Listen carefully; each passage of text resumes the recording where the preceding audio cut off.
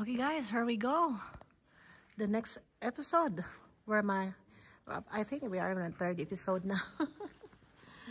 Okay, let's go. Let's take a look here. So this is a close-up. Okay, no touching. I'm not touching.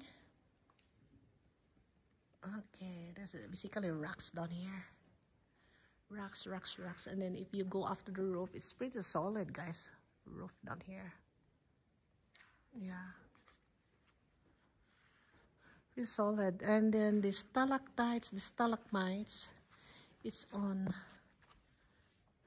near the gate. And look at this. Look at the formation of the rocks. Pretty amazing, right? It's amazing. Look at this. It looks like, I remember the setting of the Christmas tree. I'm not sure. Who knows? But look at this. It looks like the Bethlehem where Jesus was born. I'm just saying, guys, Just saying. Look at this. Beautiful. And what is this one here? These are rocks. Big rocks. Hello. Hi. Big rocks. Ta-da. Look at this. Take a picture. There we go. So I came from that area and I see people walking down there. Let's take a look at the roof, guys. Yeah. Ah, beautiful.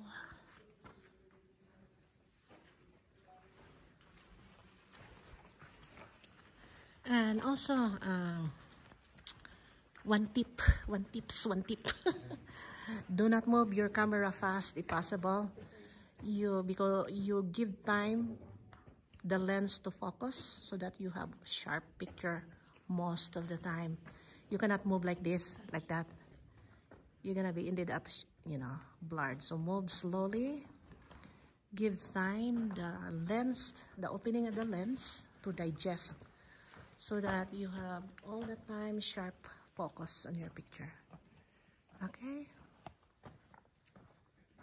Trust me, guys, you're gonna improve your photography. No, just kidding.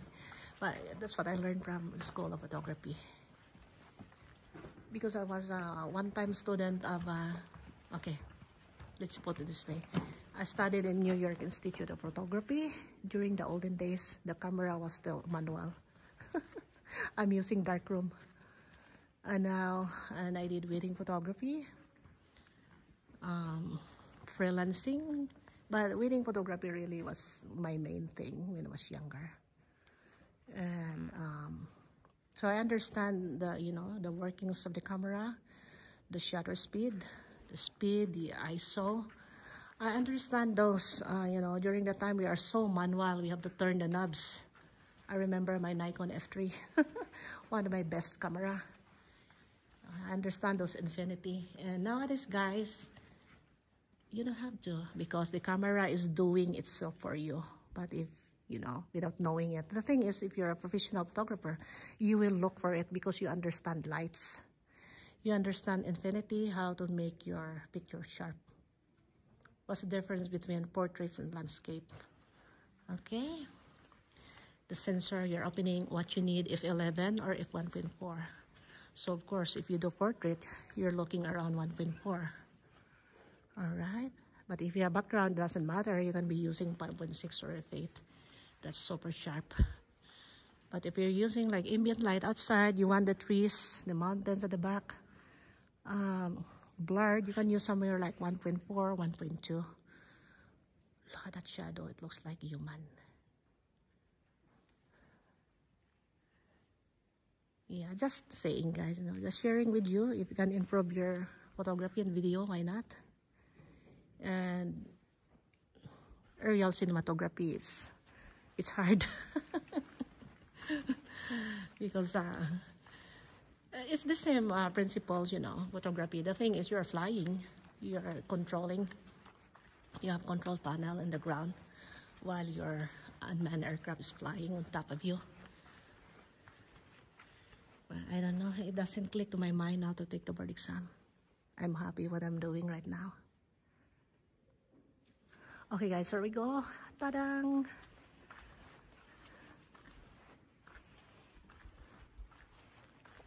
Look at that.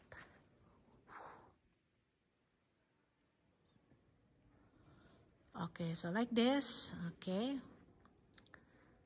We know that the camera is adjusting itself. Camera now is pretty good. I mean the cell phone. So you have to move slowly, give time the lens, the sensor to sharp focus. Because if you do like that, see, it is blurred. It is blurred. Slow down unless you want that as the transition, like boom, boom. That's your transition, but I don't need that. This kind of, you know, photography, videography.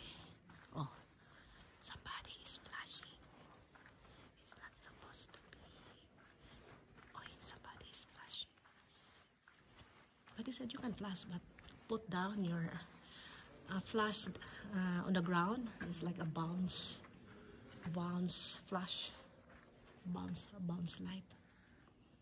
What you get at whatever bounce from, you know, like using the scarboard, your reflector.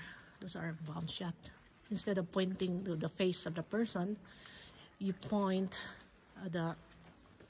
your you know, how do you call that, reflector, and then whatever light's left there is a bounce shot, which is very soft to the face of the person, instead of flooding the face of the person with your flat light.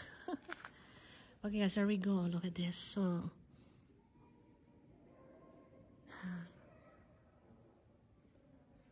this is like a creek down here. No, it's not really creek, just lower ground. And look at this. Very beautiful. Let's make it like 5%, 5 times.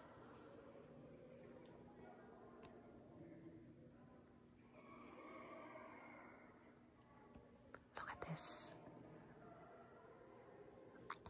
What a beauty, isn't it?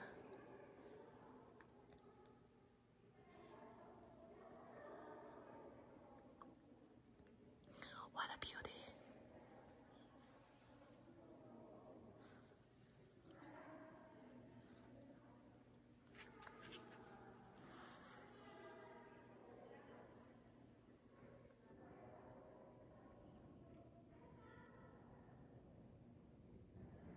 Because this is a digital zoom, guys, so that's why it's very fast. Like that, and boom, very fast. Sometimes it gets blurred. You didn't have give time, you know, sensor to adjust. So again, I'm staying in a one-time zoom, which is livable for me. My sweet spots.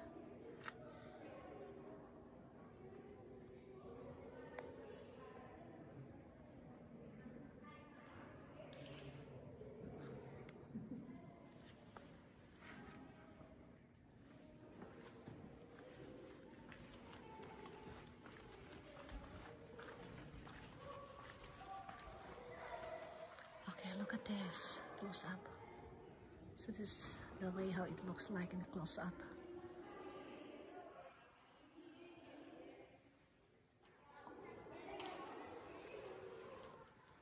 Look at that sharp thing. What if they lost their, you know, grip in that wall down there? They fall down in your head. You know what? Some caving, if you do some caving, you wear a helmet. But in here, nobody told us to wear a helmet because these guys, they're shuffling, could go off anytime. And what if you pass by and it's straight to your forehead? That's dangerous, right? Oh, go ahead, friend. Yeah. Yeah, look at this. They're super sharp, guys.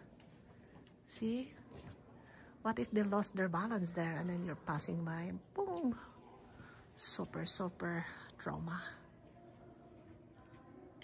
Yeah, I know some caving, you have to use a helmet just in case of emergency, but nobody's offering that here.